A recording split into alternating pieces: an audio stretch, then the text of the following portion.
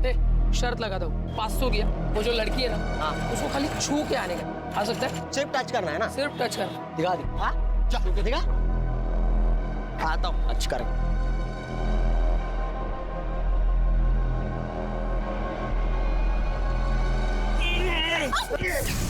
ये क्या बदतमीजी है? सॉरी, जानबूझकर नहीं किया, पैर मुड़ गया था ना मेरा। दिखाओ तुझे। सुमन चलो यहाँ से। अरे क्या? चल दे। अरे जीता भाई, अरे दे ना यार, चाय पिलाऊंगा यार सबको।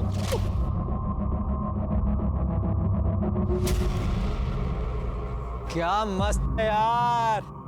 अरे जाने मन, कहाँ जा रही हो? बात तो सुनो। साथ चलूं क्या तेरे? मेरे साथ सबकी चलता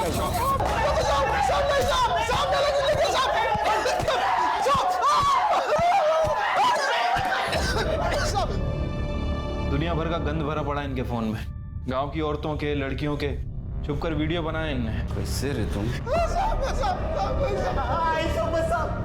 आज के दिन से कभी किसी लड़की को छेड़ेगी नहीं, गलती हो गया। गलती नहीं हुई। अगर इस केस में तुम्हारा हाथ निकला ना, तो पता है ना जेल में रेपिस्ट के साथ क्या करते? ये डंडा यहाँ पैर पे नहीं गिरता है, कहीं और गिरता है, समझे ना? सिरके सर, सुमन और सुधा जिस दिन से गायब हो गई, उस दिन से लेकर बॉडी मिलने के दिन तक इन चारों के मोबाइल लोकेशन चेक करो।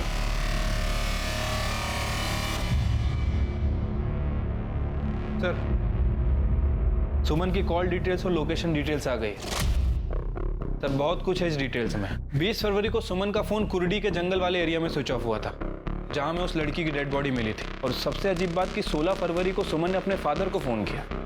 और सर, 17 फरवरी से 20 फरवरी तक उसके फोन की लोकेशन कुर्डी के जंगल वाले एरिया में उसके घर के आसपास दिखा रही है। जबकि सर, उसके फादर रामदास का कहना है कि सुमन 15 फरवरी की रात से घर से गायब।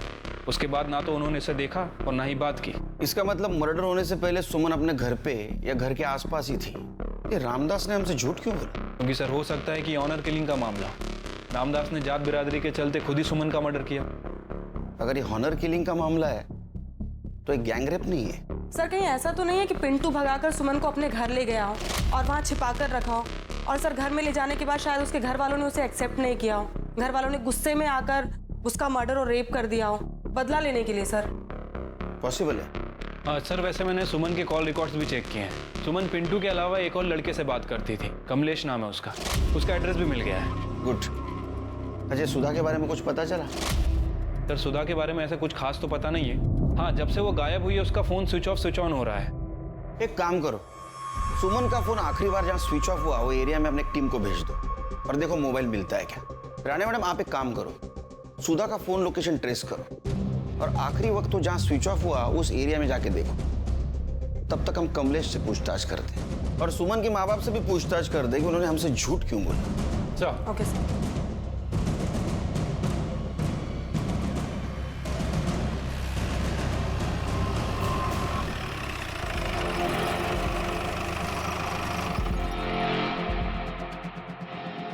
लोकेशन के हिसाब से तो इधर ही दिखा रहा है, शायद इस घर में। आओ देखते हैं।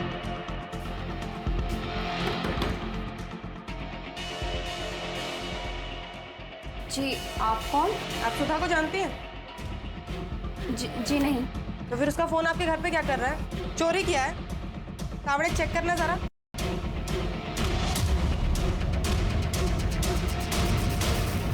मैडम, मेरे ससुराल वाले मुझे दहेज के लिए बहुत परेशान करते हैं।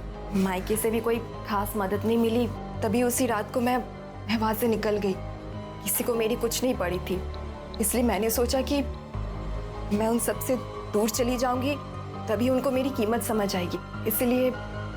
इसलिए मैं अपनी सहेली के पास आ गई।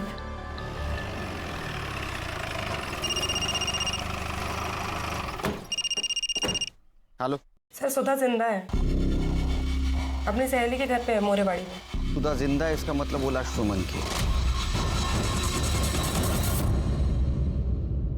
अब क्या बोलूं साहब, सुमन बहुत अच्छी लड़की थी। वो पिंटू से प्यार करती थी और उसी से शादी करना चाहती थी, और घर वाले नहीं माने और उन्होंने लड़के वालों से पैसा लेकर उसका रिश्ता जबरदस्ती वहां पक्का कर दिया। कमलेश, मैं बाहर जा रही हूँ, 2-3 घंटे बाद आऊंगी।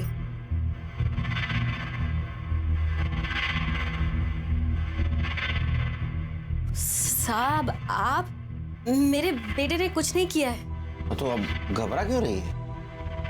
हम सिर्फ पूछताछ कर रहे हैं उसके साथ। तुम्हें क्या लगता है सुमन के परिवार वालों ने उसे मारा होगा? साहब सुमन अपने परिवार के लिए सोने के अंडे देने वाली मुर्गी थी, पर वो उसका मर्डर करेंगे बता नहीं सकता। अब मुझे लगता है फैक्ट्री मैनेजर शंकर ने ये काम किया हो। शंकर क्यों मारेगा उसे?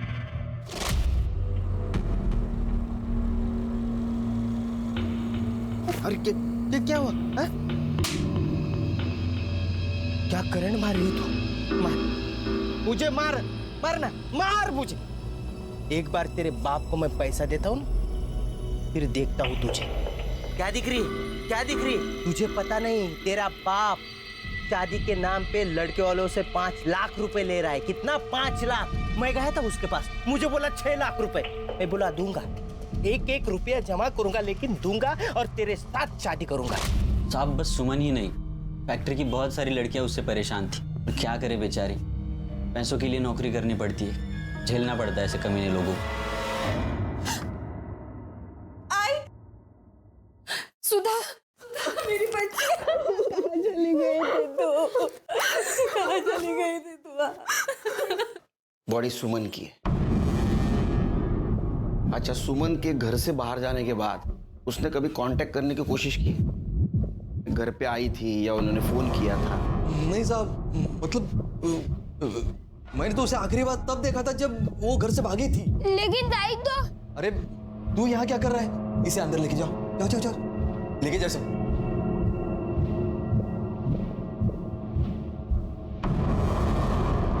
छोटा बच्चा है ना साहब। लेकिन मोबाइल लोकेशन के हिसाब से 17 तारीख से लेके 20 तारीख के बीच में वो तुम्हारी गांव में, कुर्डी गांव में थी। इतना ही नहीं, कॉल ड्यूरेशन के हिसाब से उन्होंने 16 तारीख को आपसे बात की थी। मैंने तो बस 15 तारीख को उसे देखा था, उसके बाद। और साहब जो मर गई वो मेरी बेटी है, जिसने उसके साथ ये किया। आप उसको पकड़ने की वजह क्या साहब, इनको परेशान करने के पहले खूनी को पकड़ो ना आप। इनको क्यों बोल रहे हैं आप? क्या कि वो पिंटू को ढूंढ लो, उसने सब वो सुमन के साथ किया है। पहले प्यार का नाटक किया, बाद में इस्तेमाल कर दिया। ये दूसरे जाति वाले ऐसे रहते, उनको क्यों परेशान करे आप? जिस फैक्ट्री में सुमन काम करती थी ना, उसका मैं मैनेजर हूँ, शंकर। अरे शंकर है ये, वही शंकर है ना तू? नाम भगवान का, काम दानव का। हाँ, शर्म नहीं आती तेरे को? लड़कियों की मजबूरी का फायदा उठाता है, उनको तकलीफ देता है। अभी क्या इधर सिंपैथी जताने आया है? कुछ नहीं। चल ये दला, ये मुझे तेरा रिश्ता जबरदस्ती पक्का नहीं करना चाहिए था। माफ कर दे अपने बाबा को। देख सुमन, वापस आ जा। तू भी चली गई और उधर सुधा भी गायब हो गई है।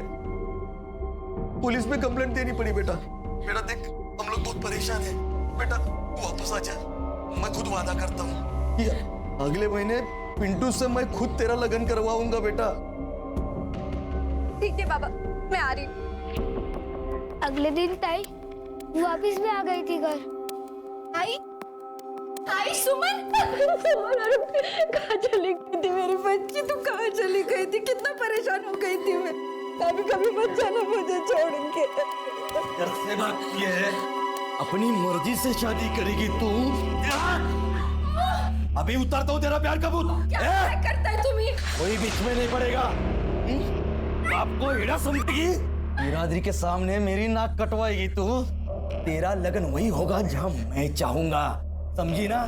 लड़के वालों से पैसे ले चुका हूँ मैं। और याद रख, अगर इसके बाद तूने घर के बाहर पैर रखा तो ये जो तेरी टांगे है ना, तोड़ दूंगा। और ये जो तेरी शक्ल है ना, जिसपे तुझे घमंड है, इधर से जला दूंगा मैं इसे। हमें यही पता लगाना था। कमाल है यार, हर बात की सफाई देनी पड़ती है। अब सुमन को न्याय दिलाने का ही काम कर रहे हैं ना हम लोग। पोस्टमार्टम रिपोर्ट आई? अभी तक तो नहीं आई सर, और कब तक आएगी कह नहीं सकते। हड़ताल ही खत्म नहीं हुई। एक तरफ मीडिया और सीनियर्स का बढ़ता हुआ प्रेशर और दूसरी तरफ पीड़ित लड़कियों के परिवार वालों का आक्रोश। पुलिस के हर एक्शन को जज किया जा रहा था, लेकिन पुलिस के प्रयासों से इस केस में एक नया एंगल सामने आया था, ऑनर किलिंग का। और रामदास का झूठ बोलना इस बात की तरफ इशारा कर रहा था, लेकिन पुलिस के पास कोई ठोस सबूत नहीं था। और इसी बीच पिंटू के ठिकाने का पता चल गया।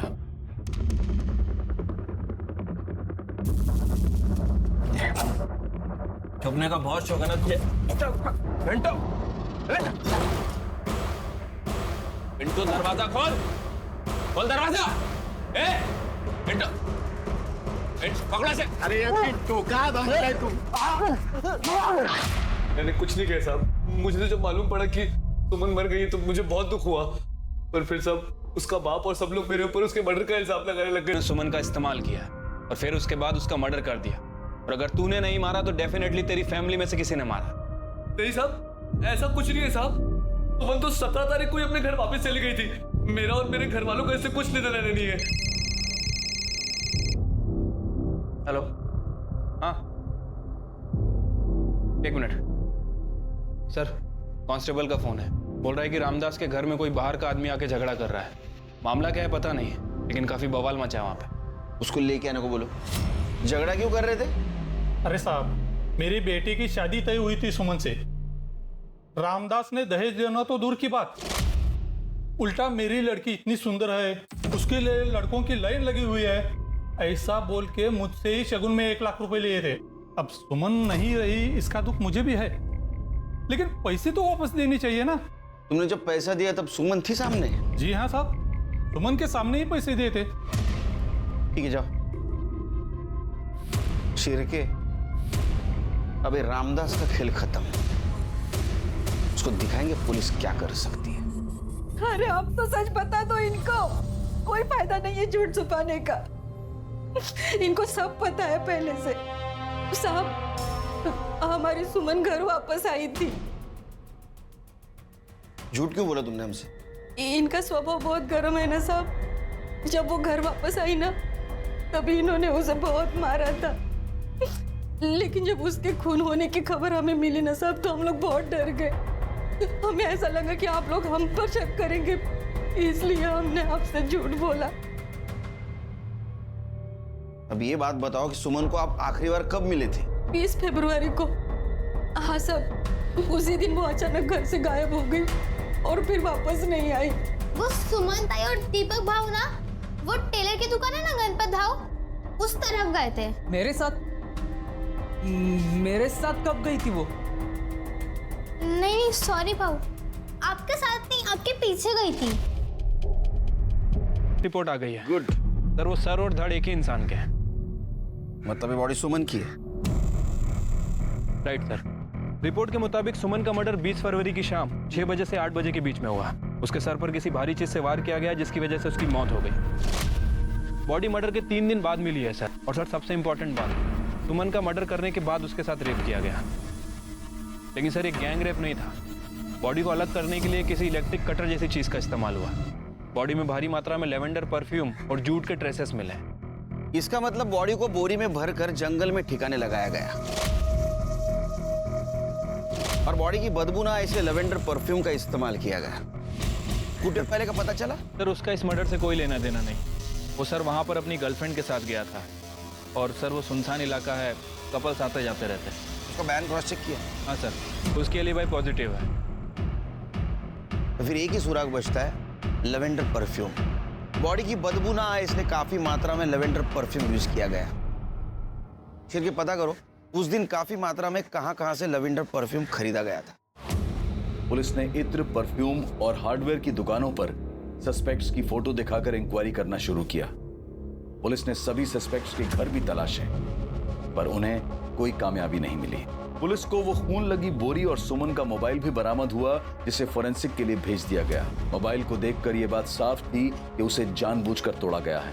ऐसा क्या था सुमन के मोबाइल में, और क्या इसके लिए सुमन की जान ली गई थी? सर, सुमन के मोबाइल फोन पर जो फिंगरप्रिंट थे, फॉरेंसिक के हिसाब से ना तो वो पिंटू के हैं, ना शंकर के और ना ही रामदास के। लेकिन सर, जब मैंने सुमन का मोबाइल फोन चेक किया तो उसमें एक वीडियो मिला है। सर, मुझे लगता है कि यह वीडियो उसके मर्डर का कारण हो सकता है।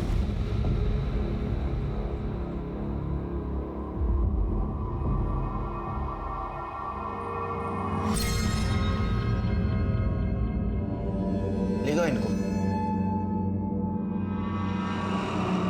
सब हमें क्यों बुलाया इधर? फिल्म दिखानी, फिल्म हीरो हीरोइन और एक कैरेक्टर उसमें, सपोर्टिंग कैरेक्टर, अभी आता ही होगा। ये लो आ गया सपोर्टिंग एक्टर, तेरा भी परफॉर्मेंस देख ले।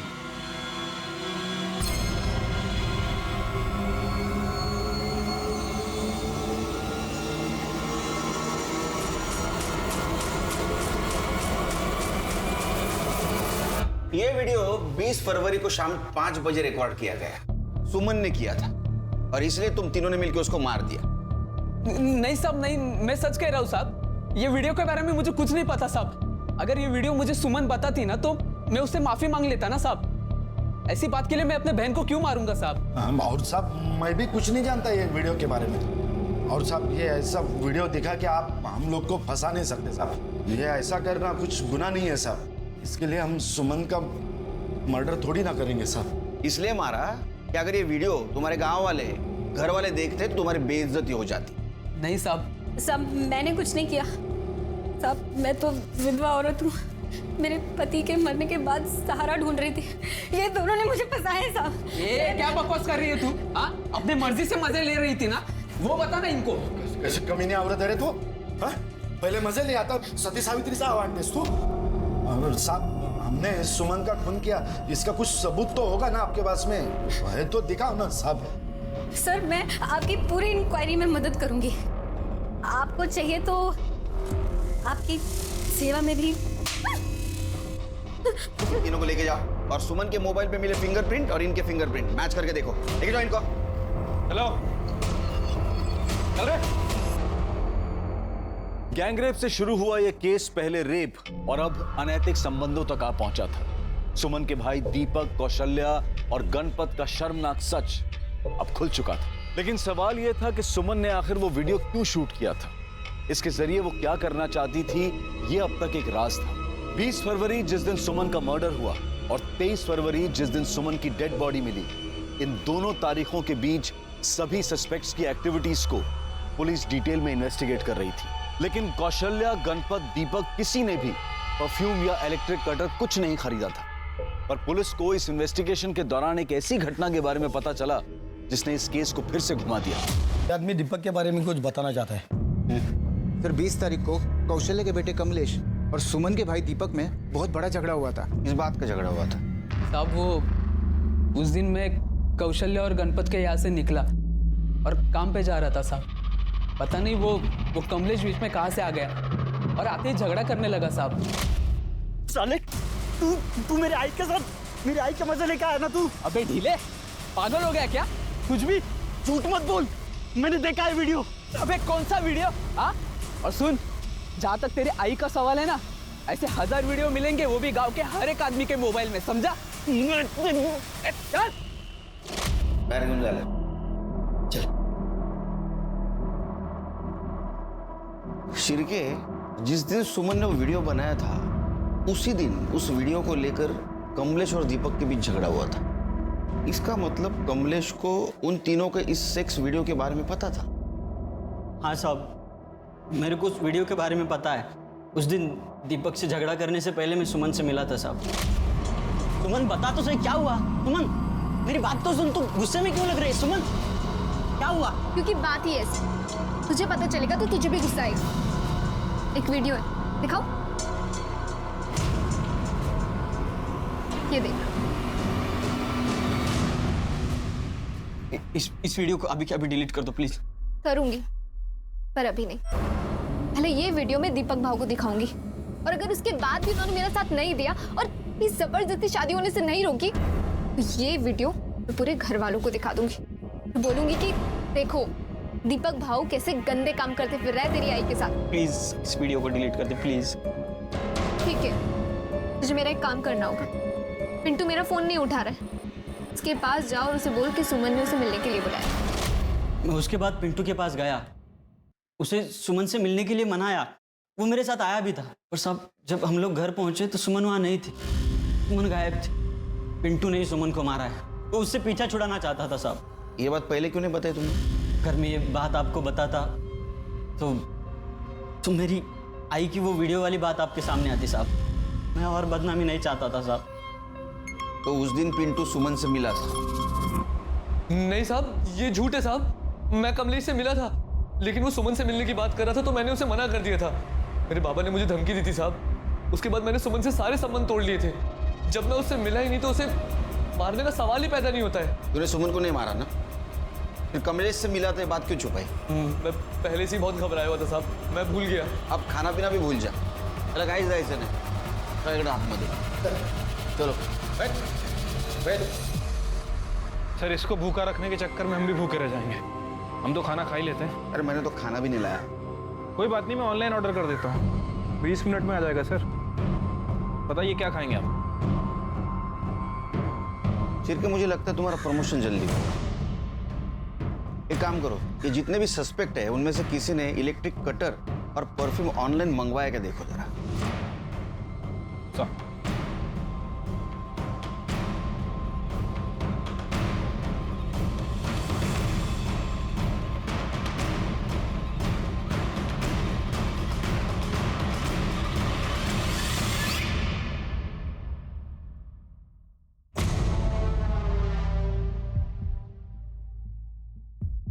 बहुत शाना निकला रे तू। हाँ, इलेक्ट्रिक कटर और परफ्यूम तूने ऑनलाइन मंगाया, हम यहाँ ढूंढते रह गए। एड़ा बन के हमको घुमाता रहा तू। देख, सुमन के मोबाइल पे तेरे फिंगरप्रिंट मिले, मेडिकल रिपोर्ट के बाद ये भी पता चलेगा रेप तूने किया था। तो अभी सच सच बता। नहीं साहब, मैंने कुछ नहीं किया साहब। बताता हूँ साहब, बताता हूँ। सुमन, सुमन कहाँ है पिंटू? देखो सुमन, मैंने उसे मनाने की बहुत कोशिश की, लेकिन वो नहीं माना। तब भी मुझसे कंट्रोल नहीं हुआ और मैंने चार्जशीट बनाओ इनके खिलाफ। सुमन एक स्ट्रांग और इंडिपेंडेंट लड़की थी। यह दुर्भाग्य था उसके जैसी नेक दिल लड़की का कि वो कुछ लालची और बुज़दिल लोगों को अपना मान बैठे। इसलिए चाहे कोई भी हो, विश्वास बहुत सोच समझ कर करना चाहिए। अब मैं अनूप सोनी आपसे विदा लेता हूं। फिर मुलाकात होगी क्राइम पेट्रोल सतर्क के ब्लैक हेडलाइंस अध्याय में एक और नए केस के साथ। और याद रखें, क्राइम और आपके बीच में सिर्फ इतना फर्क है कि आप कितने सतर्क हैं। सतर्क रहें, सुरक्षित रहें। जय हिंद।